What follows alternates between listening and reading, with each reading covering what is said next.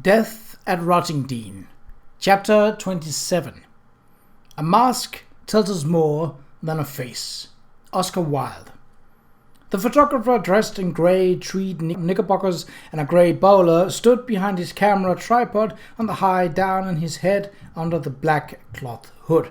Delicately he adjusted the focus of the lens, perfecting the inverted image of the scene below on the ground glass screen at the back of the camera. A wide view from Beacon Hill to Saltdean, including a quiet village drowsing in the sun and then the sea beyond.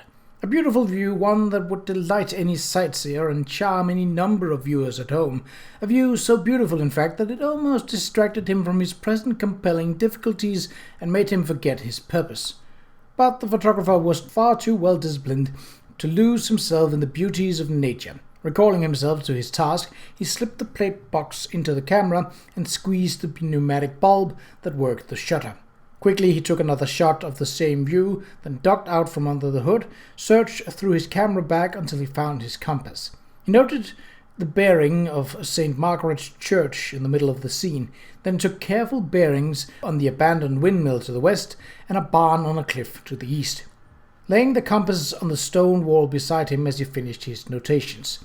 Without these measurements, the photographs would be merely pretty, like the snapshots of day trippers took from picturesque Sussex shore to show their friends and relations at home.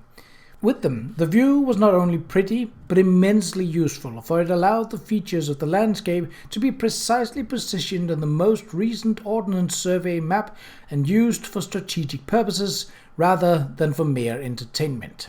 For the past year off and on, the photographer had been engaged in taking pictures of the entire South Sussex coast from Seaford to Worthing. Watching him, observing the care with which he planned his photographs and documented their position, someone might have thought that he was preparing these views for publication in a magazine or a book. But these photographs would never be published, and only a handful of people would ever see them. They would be filed away against that future day when they would become vital to national interest. And in the meantime, anyone who saw him at work would believe him to be an eccentric tourist engaged in earnest, endless search for scenic beauty, doggedly seeking to capture on film the great white sweep of the downs and of the sea. He allowed himself a brief secret smile. It suited his purpose that real sightseers thought him oddly eccentric and kept their distance, while the local folk knew he was not one of theirs and thus left him alone. But he was no more a tourist than he was any of the other identities he adopted from time to time. Who was he? Except on the rare occasions where he received news from home, from his mother or one of his sisters, say, imposing on him an unwelcome sense of familial obligations, he seldom thought of his real identity. In fact, if truth be told, he had all but forgotten who he was, for over the many years he had worked at this profession, he had developed the useful faculty of totally losing himself in his current identity, as an actor might lose himself in the role or become one with the character that he played on a stage. For a moment the photographer allowed a flickering reminiscence to distract him. In his youth he had an interest in the arts, especially in theatre, and had spent long hours studying the methods of actors, the way they absorbed themselves in their roles. To this day he spent whatever time he could at the theatre, taking special delight in the plays of Gerhard Hauptmann, like that wonderfully wicked comedy The Beaver Coat, which he had seen recently. In fact, he would clearly have loved to become an actor, but his father had put an end to that nonsense. He had become a cadet, graduating just in time to serve as a young lieutenant in the last Great War. It was not without serious misgivings that he had undertaken this service, because his mother had been born in an area that was then France. But he had served with courage and distinction in a particularly challenging assignment, and his achievements were noticed in high places.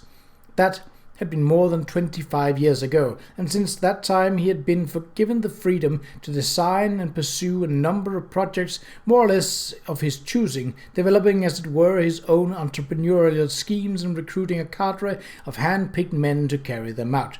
These projects had been for the most part successful, one or two of them stunningly so, and had won the admiration of his superiors. The photographer's current mission, however, was far more daring than any he had proposed and carried out in the past.